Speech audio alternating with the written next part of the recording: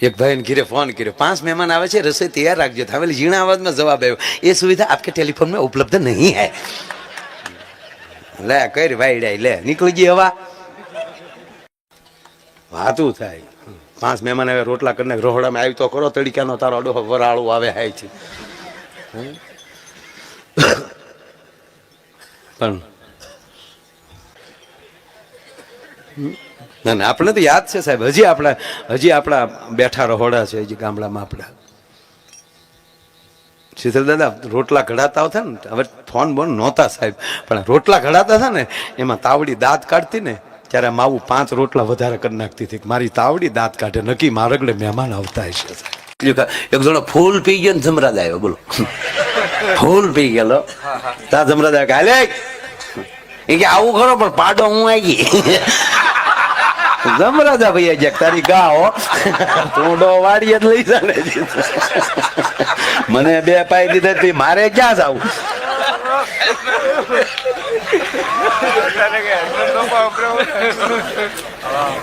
કપામાં લઈ જતો, કોથળી હતાડે લેતી ન્યા જમરાજા લઈ જતો, હાલે પેક ભાઈ પછી જાય. જેની માંગ તે મજા આવે છે ને બાપુ. ગાંધીધામથી રામજીભાઈ કરીને એક ભાઈ આવ્યા બાપુ, અને 1.5 મહિના પહેલા મને ફોને આવેલો. શ્રદ્ધા કેવી છે એની વાત કરું તમને, સત્ય ઘટના. જો એ વ્યક્તિ એના દીકરાને લઈને આવ્યા હતા, 9 વર્ષનો દીકરો, 20 વર્ષથી બાપુ એ પૂનમ ભરે ભગુડા. કોઈ પૂનમ બાકી ન હોય. એ માણા પેલા ખટારામાં આવતો, પછી બાઇક લઈને આવતો, હવે ફોર્ચ્યુનર લઈને આવે. પૂનમ નથી પાડી એને, આ નરું સત્ય. અને આ દીકરો પણ માતાજીની કૃપાથી. અને બાપુ બન્યું એવું, એ દીકરો 1.5 મહિના પહેલા આ જે બાળકોની બીમારી આવી, કંઈક લાગી ગઈ અને છોકરાને ચક્કર આવ્યા, પડી ગયો, હોસ્પિટલ લઈ ગયા ભુજની. ડોક્ટર ડેટ જાહેર કર્યો. એકનો એક દીકરો સાહેબ બીજા ડોક્ટર પાસે લઈ ગયા, જોયું કે ના 3 ડોક્ટર બદલાય લોકો. પછી તો 3જી જગ્યાએ કહી દીધું. તો જે હતું એ આને ઘરે ફોન કરી દીધો, સગા સ્નેહીઓ જે આપણે સામગ્રી જોતી હોય એ બધી. છોકરાની માનો ફોન આવ્યો, હું આવું હોસ્પિટલ, એ પહેલાં તમે એને અહીંયા લઈને નીકળતા નહીં. ભગુડાના હવનના, મોગલમાના હવનની ભસ્મ બાપુ એની ઘરે હતી. બાય ભસ્મ લઈને આવીને ભસ્મ ખોળી એમ કીધું કે એમાં 20 પૂનમ ભરી અમે જગતને મોઢું હું દેખાડશું. એમ કરીને જે દીકરાએ 1.5 કલાક પહેલા સાહેબ દેહ છોડી દીધો હતો, એના મોઢામાં ભસ્મ મૂકી દીકરો બેઠો થયો. હું એક જગ્યાએ પ્રોગ્રામમાં ગયો ને તો ਇਸ પ્રકારના વાહ એટલે 20 વાહ, 20 પ્રકારના વાહ માલી બોલાવવા, તેડાવવા, વળાવવા, બેહાડવા, ખવડાવવા, પીવરાવવા, મનાવવા, રિહાવવા.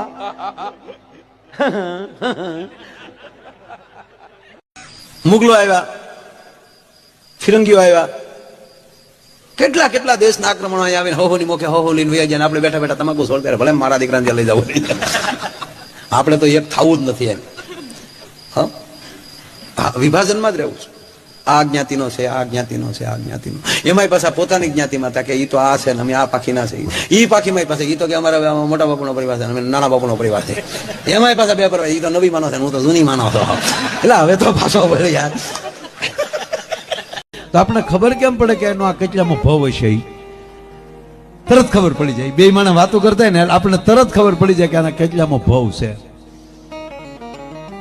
બેન બેઠા બેઠા શું કઈ ખબર એટલું કહે ને, હજી સુધી તમારામાં મને કઈ ખબર જ ન પડી.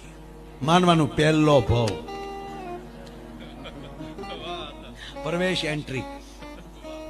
એમ કે તમારામાં કઈ મને ખબર જ ન પડી, કાંઈ તમારું કઈ સમજાય જ નહીં. માનવાનો પહેલો ભાવ. પણ અમુક બેન એમ કહે ને, મને તમારી બધી ખબર છે,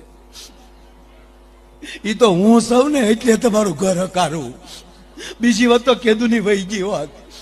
અને એવા હારા ઘરના માગા આવતા હતા, પણ મારા બાપે ગધડા ડોકે હીરો બાંચ્યો. માનવાનું 7મો ભાવ ઓળખી ગયેલા છે. સગુણા અને દિલ્હીના બાદશાહ લૂંટી. મારા મામા વાડીએ સાંભળી ગયા. સગુણા રામાપીરને પુકાર કરે, મામા ઘોડે છે. ખૂણામાં ભાલો પડ્યો, ભાલો લીધો. હકીકત ભાલા હોતા સીતા મંડપે ક્યાં છે સગુણા બેન? બેન તારે રામાપીરને ન બોલાવાના હોય, અહીંયા હું અમે મરી ગયા ઠેઠ રામાપીરને અહીંયા ધક્કો થાય. ક્યાં છે દિલ્હીનું બાદશાહ? લાવો બહાર કાઢો. દિલ્હીનો બાદશાહ નેરા માટા મારે વાકા કાઢે. 8 બાદશાહ ને ઉલાડી ના કોઈ અહીંયા મરી ગયા. અમે બેઠા હોઈએ ને ઠેઠ રામાપીરને ઠેઠ રણુદાથી બોલાવાના હોય. બેન રામાપીરની બેન અમારી માં કહેવાય અને અમારા ગામમાં એના પુકાર કરવા પડે. હું ફોન કરીને બેન કરીને હોઈ ગયેલો. એક ભાઈ મોટરસાઇકલ લઈને જાય. મને કહેતા કાય કાલો મને કે કા રામાપીર પેલા ઈ આવ્યા પેલા મને કે દિલ્હીનો બાદશાહ ગયેલો. લગભગ બહેનોને એવો વહેમ હોય કે અમે ઘીરે હોય તો જ બિચારા ખાતા હોય. કારણ કે આપણે ઈ હોય ત્યારે એમ જ ડાયા રહેતા હોય. કારણ કે ભજીયા ખાને આવે તેથી શું કહ્યું, આ તબિયત બરાબર નથી, હોઈ જવું છે, ખાવું નથી કોઈ. ત્યાં તો ઓલી બિચારી ગરમ દૂધ કરી દે ને કેસર નાખી દે. હા એમણા ભૂખ્યા પેટે ન હોવાય, થોડુંક ખાઈ ગયો. એને ખબર છે પાઉંભાજીની ઝપટ કરીને આવ્યો ડોહી. આવી રીતે એકલા એકલા ખાય અને ડાયાબિટીસ થાય. ઘરના ને પત્નીને આગળ ખોટું બોલે ને ઝપટ બોલાવી આવે જમવાની, એને ડાયાબિટીસ થાય.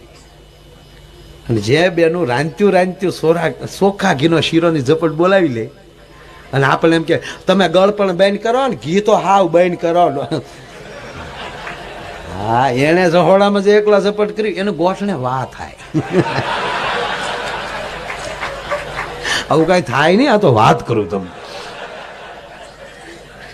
આ સમાજ એ છે સાહેબ કે અમારે મોક્ષ નહીં, પાછું આયર જ થવું છે.